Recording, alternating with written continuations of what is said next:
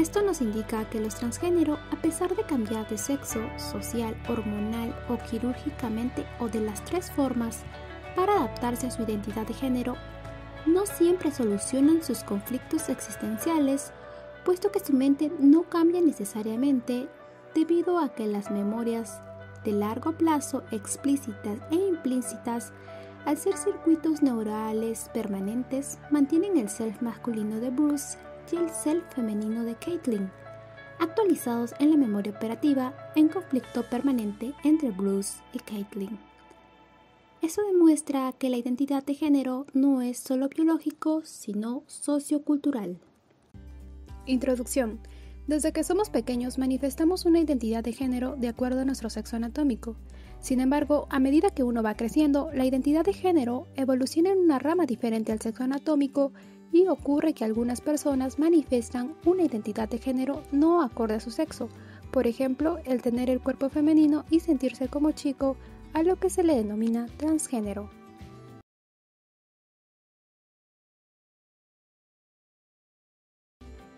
trae conflictos a nivel interno psicológico como la ansiedad, la depresión y el desarrollo de otros trastornos por no caber con el estándar que exige la sociedad y los roles que tradicionalmente otorga cada individuo, y sobre todo por no poder expresarse como tal, ya que ello traería como consecuencia la discriminación que se ha ido fortaleciendo producto de la sátira y burla de los medios de comunicación, pero sobre todo en casos extremos como la intolerancia de la sociedad manifestada a través de actos violentos que incluso pueden llegar a la muerte.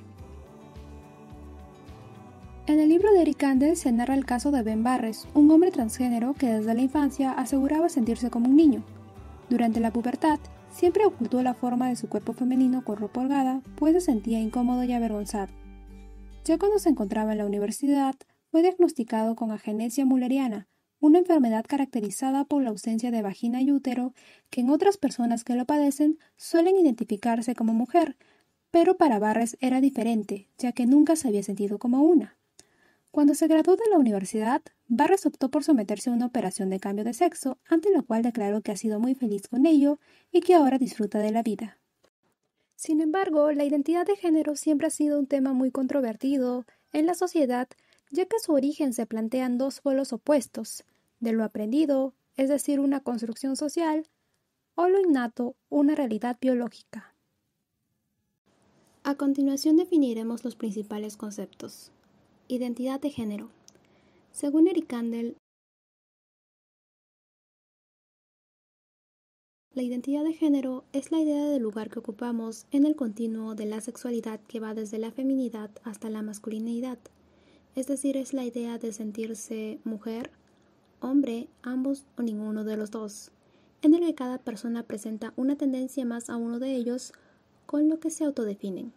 Además, la identidad de género es una función de la diferenciación sexual que engloba el desarrollo biológico, conductual y sentimental de las personas, que se manifiesta desde la infancia y no depende del sexo, por lo que muchos, desde muy pequeños, se sienten atrapados en un cuerpo que no les corresponde. Transgénero. Es un término global que define a las personas cuya identidad de género no coincide con su sexo anatómico, es decir, los transgénero. La sensación de estar en un cuerpo que no es el suyo comienza en la infancia y suele intensificarse durante la adolescencia y la edad adulta. La tensión entre el aspecto interior y el aspecto exterior crea un conjunto de expectativas sociales con relación a la conducta y los sentimientos íntimos que originan confusión y sufrimiento, dificultando la interacción con otras personas. Por consiguiente, los transgéneros suelen padecer ansiedad, depresión u otros trastornos. Además, a menudo los transgéneros son objeto de injusticia, discriminación y de agresiones físicas. Self se refiere a las creencias, conceptos y representaciones subjetivas que tiene la persona de sí misma. En otras palabras, es el grado de conciencia que tenemos sobre nosotros mismos y de la integración de nuestros diferentes procesos cognitivos. El self engloba conceptos como autoestima, autoconcepto, autopercepción, autoconciencia, autoimagen, autoeficacia, autoevaluación y autodeterminación. Género. El género se puede entender como una creación simbólica que interpreta las relaciones entre varones y mujeres como construcciones culturales que derivan de imponer significados sociales, culturales y psicológicos al dimorfismo sexual. Dimorfismo sexual en el cerebro humano. Se le denomina a las diferencias estructurales y funcionales del sistema nervioso central de machos y hembras. Estas diferencias involucran neuronas, morfología e interconexiones que han sido asociadas con cambios en la fisiología cerebral, el desarrollo cognitivo y la conducta. A continuación relataremos el experimento de David Anderson. Aquí se puede mencionar una investigación donde se trabajó con la estructura cerebral del hipotálamo. Esta fue realizada por David Anderson y se utilizó el método de investigación optogenético, es decir, al estimular con luz láser las neuronas de la agresividad en el hipotálamo del ratón macho, este ataca a la hembra, cuando lo normal debe ser mostrar la conducta de apareamiento. Asimismo, cuando se apaga la luz, el ataque cesa. En este otro experimento, se observa que dos ratones machos, en lugar de atacarse, presentan la conducta de apareamiento, porque se está estimulando con luz láser las neuronas de la conducta sexual. Por lo tanto, se comprueba que los circuitos neuronales que controlan el comportamiento de género de cada sexo están presentes en los dos sexos.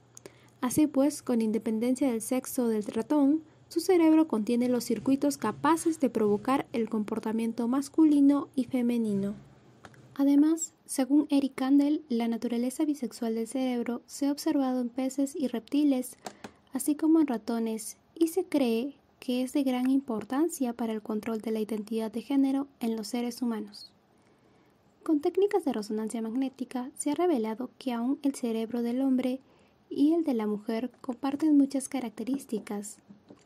Hay, sin embargo, diferencias estructurales y moleculares específicas del sexo o dimorfismos sexuales que en varias regiones del encéfalo. Estas diferencias se aprecian en áreas que influyen en el comportamiento sexual y reproductor, pero también se observan los circuitos neurales relacionados con la memoria, las emociones y el estrés. Socialización es el proceso en el cual los individuos incorporan normas, valores, creencias y actitudes a partir del contexto sociohistórico en el que se encuentran insertos a través de diversos agentes de socialización tales como la familia, los grupos pares, la institución educativa, los medios de comunicación, entre otros, donde el vínculo relacional o el contenido que establezca la gente será esencial para que algunos tengan mayor influencia en el proceso. Por ejemplo, en las primeras etapas de la vida, los niños moldean su comportamiento y características tomando como base los aspectos que culturalmente son valorados, enseñados y reforzados por su figura más significativa, en este caso los padres. Problema de investigación. En base a todo ello, en este video se plantea la pregunta: ¿el comportamiento de identidad de género es innato o es aprendido en el proceso de socialización? Y para dar respuesta a este interrogante, primero brindaremos un marco teórico acerca del tema. Marco teórico. Nivel de análisis filogenético de la identidad de género. Hace miles de años ha existido una división de trabajo entre hombres y mujeres. Es así que, en base a las características sexuales de las personas, la organización social y económica de nuestros antepasados ha incluido la división de tareas, de modo que mientras las mujeres han estado más relacionadas al trabajo agrícola, la reproducción y la crianza de los hijos, los hombres se han dedicado más a la pesca y caza de animales. Con el paso del tiempo, dichas funciones han ido cambiando y actualmente tanto varones y mujeres realizan funciones similares. Además, con respecto a la filogenética, se puede señalar que existe una continuidad en torno a la naturaleza bisexual del cerebro, pues como ya se ha mencionado, este aspecto del cerebro se ha evidenciado en diversas especies, por ejemplo en los reptiles, peces y en los mamíferos, y ello es posible que influya además en el control de la identidad de género en los seres humanos. Asimismo, las diversas conductas representativas de cada género, en especial en lo que respecta a la agresividad y a la sexualidad, son en gran medida similares entre las especies existentes, lo que sugiere que estas conductas se han ido manteniendo con el paso del tiempo y además que las estructuras neuronales encargadas de dichas conductas son muy parecidas. No obstante, también los estímulos que desencadenan las conductas de un determinado género son particulares en algunos seres vivos. Tal es el caso de los pájaros carpinteros, ya que ellos, para que expresen una u otra conducta propia de su género, necesitan ver una marca en la cabeza del otro pájaro, de tal forma que si notan que están ante una hembra, tratarán de aparearse. Caso contrario, ante un macho se activarán las conductas de lucha. Otro caso se ve en los mamíferos, por ejemplo en los ratones, pues estos, muy aparte del sexo que tengan, cuentan con los circuitos neuronales para comportarse tanto como machos y como hembras. Sin embargo, son las ferormonas que otros ratones expulsan en su medio exterior las que regulan tales circuitos. De modo que un ratón macho se comporta como macho y lo mismo sucede con las hembras. No obstante, a veces muestran comportamientos contrarios. Por ejemplo, los machos pueden llegar a ser paternales después del apareamiento y las hembras más dominantes en algunas situaciones para demostrar poder. En cuanto a los seres humanos, la secreción de hormonas como la testosterona y el estrógeno van moldeando el cerebro, de modo que se van regulando los comportamientos masculinos y femeninos. Relacionadas a ello, también se encuentran algunas estructuras como la amígdala y el hipotálamo, siendo este último una base biológica muy importante para la identidad de género. Nivel de análisis ontogenético de la identidad de género. A nivel biológico, a lo largo del desarrollo, al igual que otros mamíferos, van surgiendo algunas diferenciaciones entre machos y hembras. de tal modo que se puede hablar del sexo cromosómico, el cual hace mención a las características a nivel de los cromosomas. Es así que en los seres humanos, si bien se conoce que los primeros 22 pares de cromosomas son semejantes, también se sabe que el último par se encuentra la diferencia entre hombres y mujeres. Tal es así que mientras las mujeres presentan los 2 pares de cromosomas X, los hombres tienen un cromosoma X y otro cromosoma Y. Por otro lado se encuentra el sexo gonadal, el cual alude a las gónadas masculinas y femeninas, es decir, a los testículos y a los ovarios respectivamente. Y por último, el sexo anatómico apunta a las características observables, tales como órganos genitales externos, por ejemplo la vulva, y el pene o la distribución que pueda haber de vello corporal. Según la teoría constructivista de Piaget, la identidad del niño es construida activamente por él mismo, relacionándose con los objetos y las personas que lo rodean, llegando a repercutir en él y en su identidad todas las interacciones que pueda tener en el sistema social en el que se desenvuelve.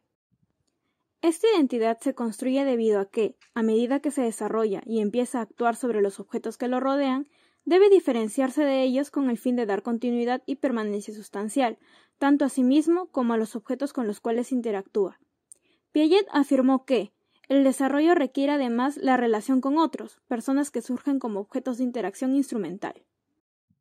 Asimismo, Piaget menciona que la identidad es influenciada por la cantidad y características de las interacciones, tanto con objetos como con otras personas, siendo los padres los principales objetos de interacción. Piaget indica además que si bien la identidad se construye precozmente, no es innata y que depende o se subordina a los progresos del pensamiento. Ahora, por el lado de la teoría sociocultural tenemos a Vygotsky, el cual menciona que los procesos psicológicos son concebidos de la interacción del sujeto con la cultura, mencionando en El desarrollo de los procesos psicológicos superiores que, en el desarrollo cultural, toda función aparece 2 veces, primero en el ámbito social y más tarde en el ámbito individual, primero entre personas, interpsicológica, y después en el interior del propio niño, intrapsicológica. Esto puede aplicarse igualmente a la atención voluntaria, a la memoria lógica y a la formación de conceptos. Todas las funciones superiores se originan como relaciones entre seres humanos. Vygotsky clasifica las funciones psicológicas en inferiores, de origen biológico, y superiores, de origen sociocultural. En este sentido, se puede afirmar que la identidad de género es una función psicológica inferior, porque tiene una base biológica en el hipotálamo. Sin embargo, deviene en función psicológica superior por la socialización con roles y estereotipos de género. Análogamente, Eric Kandel afirma que la identidad de género es una función cognitiva del cerebro. Los dimorfismos sexuales en varias regiones del encéfalo, en particular en el sistema hipotálamo-amígdala, son la base biológica de la identidad de género. Sin embargo, Kandel afirma que se desconoce qué relación tienen estos dimorfismos con el comportamiento de las personas. Respecto a la imitación, Giacomo Rizzolatti, mediante un experimento con macacos, descubrió la existencia de las neuronas espejo, las cuales se activan ante la expresión de acciones o reacciones emocionales de otras personas, siendo las responsables del efecto contagio, el cual permite que el sujeto comprenda mecanismos relacionados con la empatía, comunicación e imitación, siendo esta última muy importante al hablar del aprendizaje social. Álvaro Bandura mostró la importancia de los modelos y la imitación de estos en el experimento del muñeco bobo, en el cual se evidenció que cuando se mostraba a un grupo de niños un modelo agresivo golpeando un muñeco inflable con forma de payaso, estos lo imitaban, y si el menor había sido reforzado con anterioridad con imágenes violentas, éste llegaba a usar instrumentos como armas en contra del muñeco. Este experimento nos muestra cómo la imitación puede llegar a influir en la presencia de conductas agresivas en niños. Asimismo, demuestra la importancia de los modelos que se presentan a los niños. Siguiendo esta misma línea, los modelos influyen en la formación de la identidad de género, tanto por la imitación como por el trato que los padres tienen con ellos. Respecto a la imitación, se evidencia que la exposición de elementos sociales que perpetúan un estereotipo de género en los niños, tanto el ejemplo de padres, madres o figuras de poder, como juguetes que inculcan determinadas actitudes a hombres y mujeres, influyen en su identidad de género y en las actitudes que creen que deben de seguir. Asimismo, el trato de los padres a los hijos suele ser diferenciada de acuerdo al sexo de estos, siendo esta diferencia el posible origen de las conductas acordes a la identidad de género, así como su mantenimiento, siendo el trato con las niñas mucho más cálido, con más interacciones y más frases de apoyo en comparación de los niños, en los que el trato es menos cálido, con menos interacciones y con más frases de autoafirmación. Asimismo, el término prolepsis fue descrito por Michael Cole en su libro Psicología Cultural, y esta hace referencia a las expectativas de los padres acerca de sus bebés, imaginando su futuro inclusive antes de que se produzca el nacimiento. Siendo así que, independientemente de que el bebé sea varón o mujer, los padres ya tienen planes, proyectos y un programa de socialización para ellos. Esta socialización va creando memoria a largo plazo tanto implícitas como explícitas, a través de la Ley de Desarrollo Cultural de Vygotsky. Análisis microgenético de la identidad de género. La identidad de género no depende del sexo anatómico, pero sí es influenciado por este y por las hormonas que produce. La diferenciación sexual ocurre desde la configuración cromosómica de las células embrionarias, desarrollándose los órganos masculinos y femeninos respectivamente.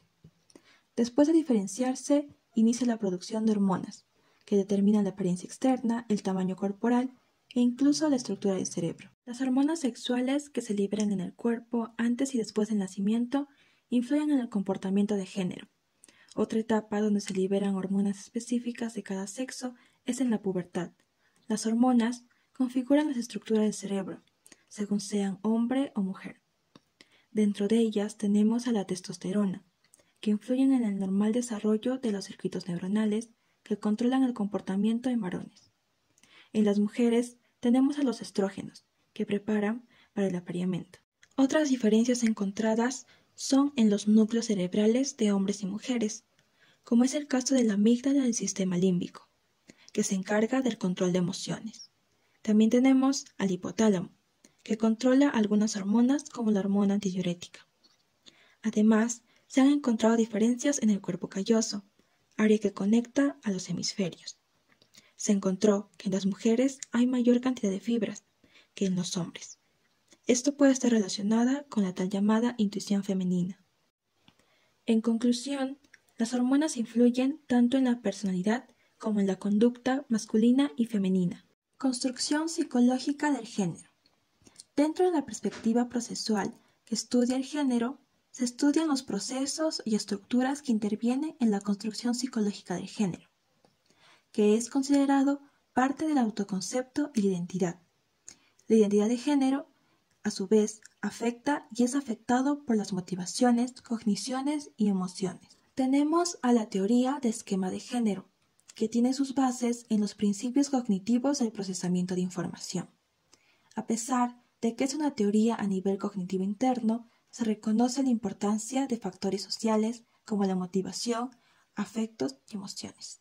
En la década de los 80, algunos autores como Halverson, Martin, Wood y Little sugirieron la formación de estereotipos sexuales como mecanismos para lograr la identificación de cada individuo en cada grupo determinado, femenino y masculino, y de esta manera formar parte de la cotidianidad del individuo.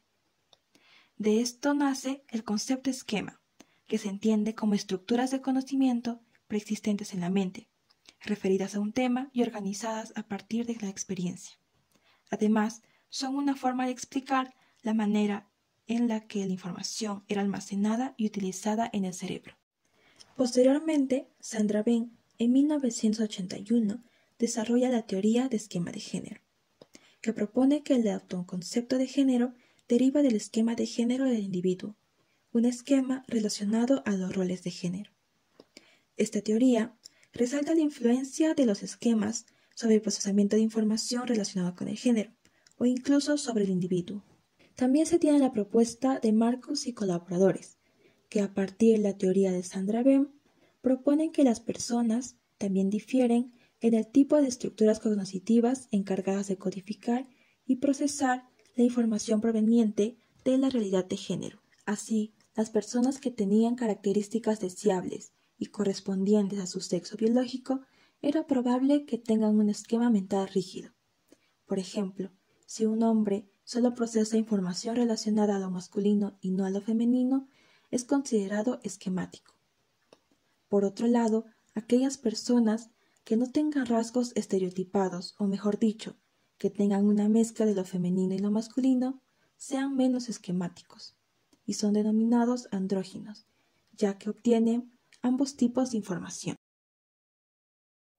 Para analizar el género es importante tomar en cuenta a la memoria, pues nos permite estructurar distintas experiencias temporales para de esta forma dar sentido a nuestra identidad en cada una de sus dimensiones, incluyendo a la identidad de género. Dentro de la memoria tenemos a la memoria autobiográfica, que aporta forma y significado al yo o self, un pasado temporal único, una historia y sitúa al individuo en el grupo cultural al que pertenece. Esto forma parte de la teoría de construcción de género, propuesta por Candace West y Don Zimmerman, donde el yo se va construyendo y reconstruyendo de forma continua, como el caso de los transgénero a edad tardía. De esta manera, hay una estrecha relación entre el yo y la memoria autobiográfica, la memoria de los hechos y los sucesos personales. Varias investigaciones concluyeron que en las personas transgénero se encuentran cambios estructurales cerebrales similares al género deseado, incluyendo los patrones de activación cerebral. Por ejemplo, en los ejercicios de memoria visual y espacial realizados por hombres transgénero, se encontró un patrón similar, pero no idéntico, con el de su género deseado. Una de las explicaciones de esto fue dado por Julie Bakker en el Centro de Especialización en Disforia de Género del University Medical Center en Holanda, que menciona que esto puede ocurrir porque el cerebro pasa por un proceso de feminización y masculinización a lo largo de los estímulos recibidos durante su desarrollo y su identificación con ellos, incluyendo los casos de tratamiento con hormonas en transexuales, pero este tema aún necesita mayor investigación para llegar a premisas concluyentes. Nivel de análisis histórico-cultural de la identidad de género. Desde la antigüedad hasta nuestros días, las opiniones sobre las características de varones y mujeres se han transmitido de generación en generación a través de mitos, leyendas, normas, costumbres, religiones, etc., y han ido configurando los actuales estereotipos de género que tanta influencia ejercen sobre los sentimientos de identidad actual. Ahora bien, en los últimos 30 años, muchas corrientes de la psicología afirmaban que el proceso de socialización familiar es uno de los aspectos básicos que causa la percepción de las diferencias entre género e incluso del trato diferencial y la desigualdad entre hombres y mujeres. Este proceso de socialización se da cuando el individuo asume ciertos roles, características y comportamientos vinculándolos con funciones inherentes a su naturaleza sexual. De esta forma, se organizan una serie de reglas que delimitan el comportamiento y características de hombres y mujeres. En torno a la idea de socialización, que es concebida como uno de los mecanismos básicos para el desarrollo de la identidad, encontramos diversas explicaciones teóricas como la perspectiva del aprendizaje social de Bandura, la cual señala que los individuos aprenden a ser masculinos o femeninos a través de la comunicación, la interacción, la observación y la imitación de los que estén a su alrededor. Por ello, el sexo biológico no es la base de la diferenciación entre hombres y mujeres, sino es el proceso de aprendizaje e interacción que se da entre adultos y niños, pues permite que estos últimos adquieran y desarrollen comportamientos y características que son asociadas a la masculinidad y a la feminidad conforme crecen. Historia del transgénero. La identidad de género se ha expresado abiertamente en diversas culturas. Esta se ve reflejado en crónicas, pinturas, esculturas, cerámicas, indumentarias y otros materiales, los cuales revelan que muchas sociedades han asumido la existencia de personas transexuales con normalidad. Por ejemplo, en la cultura griega, específicamente la ateniense, los cambios de identidad, travestismo o afeminamiento son los más frecuentes de lo esperado, pues se hallaron casos de cuerpos que pasan del sexo femenino al masculino y viceversa. Por otro lado, gracias a los escritos de Hipócrates y Plinio, conocemos casos de cambios de apariencia o de transformaciones de género en la antigüedad. Además, se hallaron datos históricos que evidencian la existencia de transgénero desde siempre, en el antiguo teatro griego, en rituales primitivos, en los carnavales, etc. De forma similar, antes de la colonización europea, los nativos americanos tenían libertad sexual y no establecían un género definido. Tampoco tenían reglas acerca de lo que debía ser considerado normal dentro de su tribu. Es más, los que tenían características tanto masculinas como femeninas eran percibidos como los seres privilegiados dotados de capacidades especiales para entender las dos partes del todo. Por otro lado, los padres no asignaban roles de género a sus hijos y los vestían con ropas neutras al nacer. Es decir, cada uno podía elegir su género en el transcurso de su vida. Por otro lado, tenían igual libertad en lo concerniente a su elección amorosa, pues este era considerado como un acto natural. Sin embargo, estas fueron una de las primeras costumbres que los monjes católicos trataron de desaparecer en la historia, pues con sus esquemas binarios forzaron a erradicar sus relatos y creencias tradicionales, los cuales marcó un camino de prohibición a la flexibilidad de género preexistente. Es así que la batalla de la comunidad trans por la conquista de sus derechos ciudadanos sigue los pasos dados por todas las minorías que continúan luchando por su reconocimiento como sujetos sociales.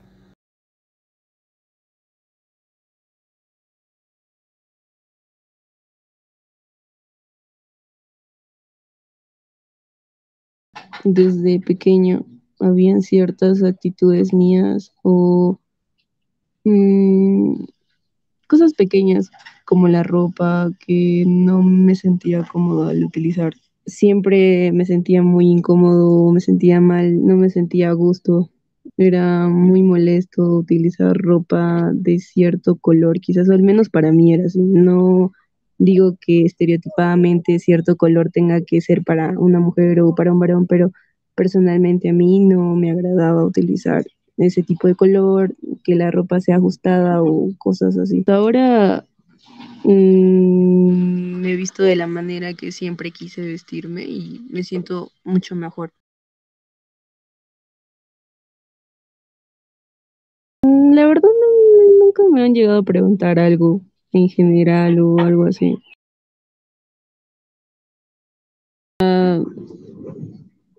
Parece entonces nadie, pero actualmente mi hermano fue el único de mi familia que me llegó a apoyar y algunos amigos.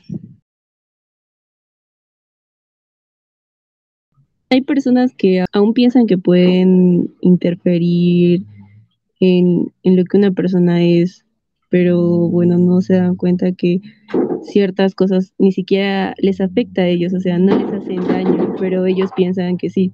Es algo muy irónico, pero no, pienso que es algo que con el tiempo podrá cambiar. Bullying, exclusión social.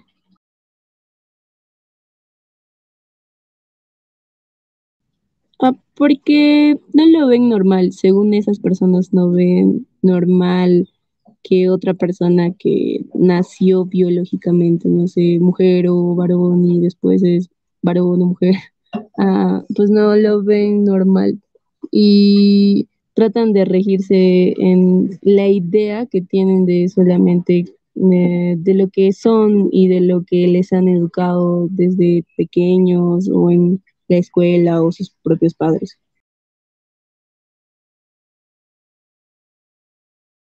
Se aprende en el proceso de socialización. Todo, toda la unidad, todas sus conductas, sus formas de pensar, se aprenden de acuerdo a uno socialice y todo ello.